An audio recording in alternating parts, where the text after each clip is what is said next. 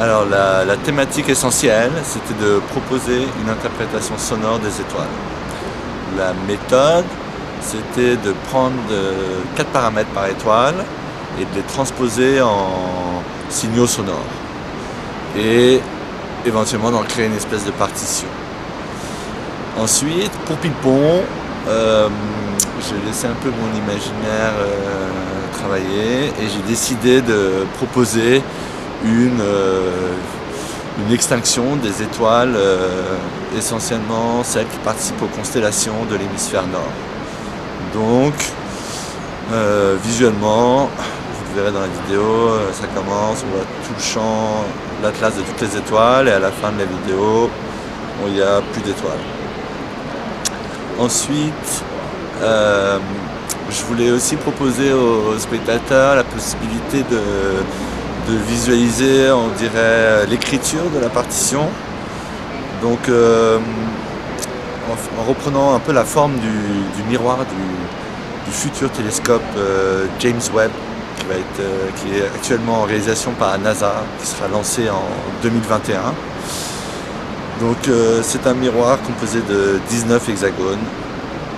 Voilà. Donc je me suis inspiré de cette forme pour retranscrire ou proposer aux spectateurs l'idée d'un atlas graphique dans lequel on peut observer les étoiles géocalisées comme elles le sont sur un atlas fait par les astronautes, par l'astronomie, pardon.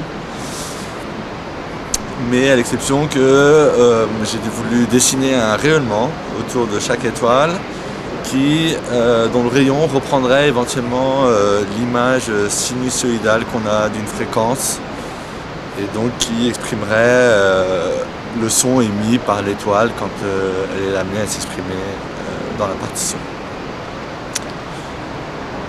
Ensuite, donc évidemment j'ai intitulé l'installation Blackout en faisant référence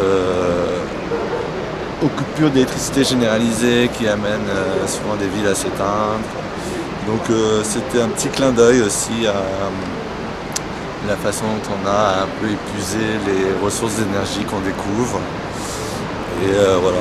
Alors le déroulé de la vidéo, donc au départ de la vidéo, on visualise l'ensemble des étoiles qui participent aux constellations de l'hémisphère nord.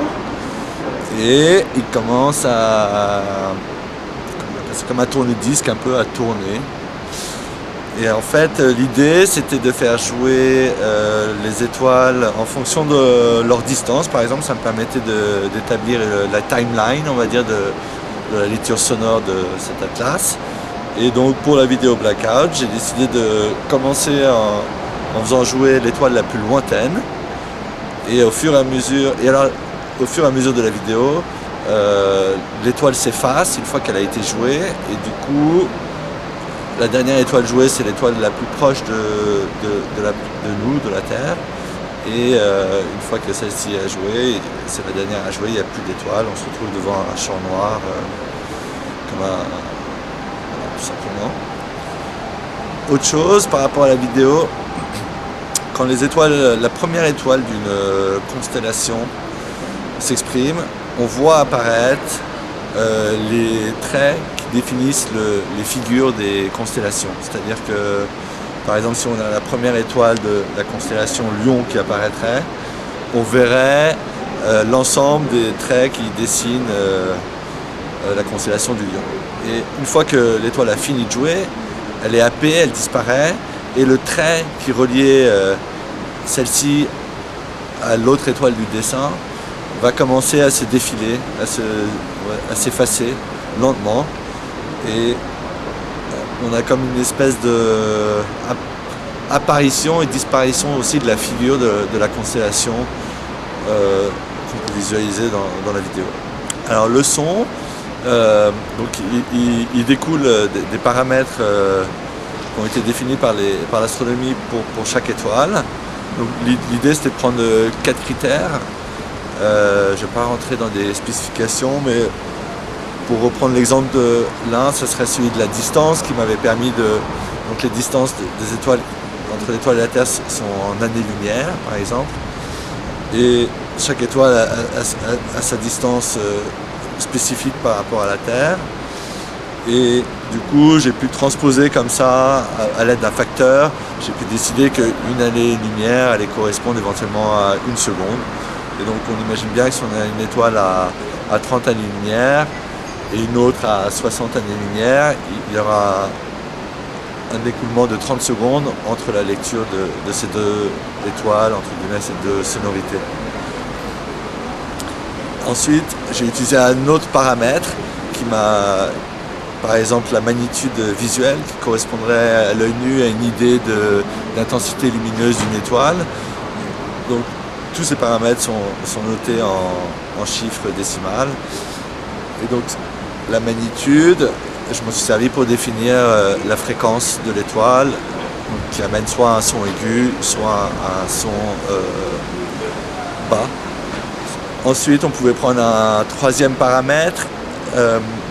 Celui-ci, il a permis de définir l'intensité sonore de l'étoile, la définition de son volume, si jamais il était élevé ou faible. Et le dernier paramètre, initialement, devait servir à définir la durée de l'étoile. Mais finalement, j'ai décidé que chaque étoile devait avoir une lecture sonore identique sur la durée et que ce paramètre allait servir à moduler l'amplitude du son émis par cette étoile pour lui donner une identité un peu plus organique. Voilà. Alors visuellement, on voit apparaître, quand une étoile va s'exprimer, on va voir apparaître sa fréquence au travers de son rayonnement. Et il va apparaître en ce qu'on appelle fade-in au cinéma. Et ensuite, il va arriver à une intensité lumineuse la plus forte. Et une fois qu'elle l'aura atteint, le rayonnement va se résorber d'une manière centrale, comme ça, autour de l'étoile, et va happer l'étoile à la fin de sa lecture. J'ai oublié la question. Non, je dis que ça faisait un peu une sorte de ballet de danse. Du coup, ça crée un phénomène visuel assez aspirant comme ça. Et à la fin, plus on se rapproche de la planète Terre, plus on se rend compte qu'il y a de plus en plus d'étoiles qui vont commencer à exprimer leur chant ou leur sonorité ensemble et se chevaucher. Et ça crée comme une espèce de... un peu comme un final, moi je dirais plutôt comme un final de feu d'artifice. Et alors, effectivement, il y a peut-être une notion aussi de ballet, un peu, vu qu'il y a ce côté très un peu circulaire, de choses qui s'enchevêtrent et qui finissent par disparaître aussi. Et un petit mot sur les étoiles qui ont l'air de te passionner? Alors oui, c'est curieusement... en fait, j'aime bien l'étoile parce que...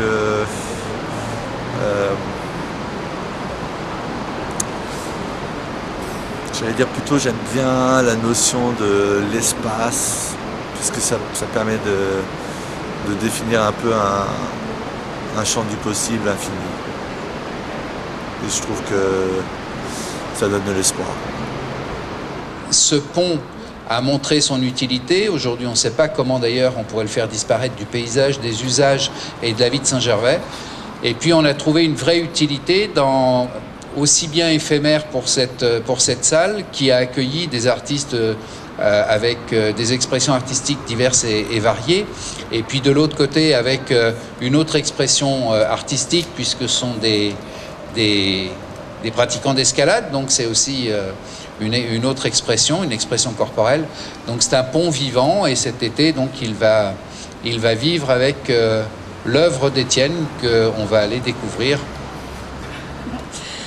Cette vidéo et ce son diffusé autour de ce phénomène qui est l'extinction des étoiles et leur chant, la captation de leur dernier chant, puisque Étienne travaille depuis plusieurs années sur l'interprétation sonore des étoiles, puisqu'elles émettent des ondes qui sont invisibles à l'œil nu, mais qu'à partir de ces ondes-là, il a établi des calculs et proposé une musique qui est une sorte de musique des sphères.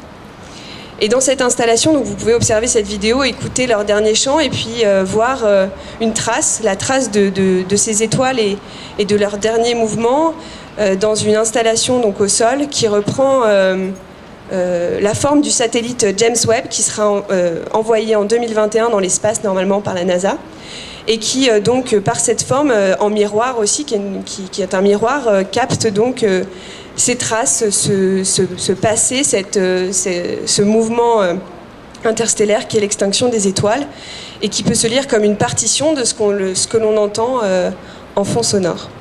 Voilà, donc je vous invite à découvrir cette exposition.